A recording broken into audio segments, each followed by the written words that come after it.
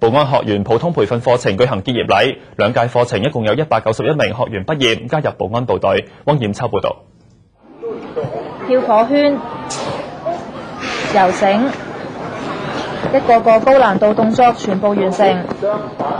第9屆第2期同第10屆一共191名保安學員，經過為期約8個月嘅培訓，當中包括基礎訓練、專業訓練同實習3個階段。學員喺專業技術、公民教育以及體能各個範疇成績均需要達到標準。結業禮由保安司司長張國華主持。有畢業嘅學員話：投身警隊係希望為社會作出貢獻。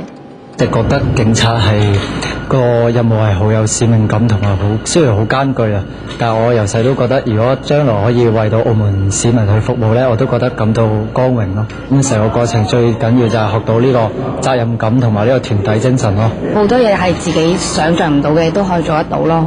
咁同埋教官都好細心咁去幫助我哋，咁同埋要同一大班唔識嘅人一齊生活呢，咁生活咁多個月係好難得咯。兩屆課程嘅學員，其中160名隸屬治安警察局，31名隸屬消防局。完成課程之後，將被調派到所屬嘅部隊工作，正式成為警員或者消防員。澳門電視台記者汪艷秋報導。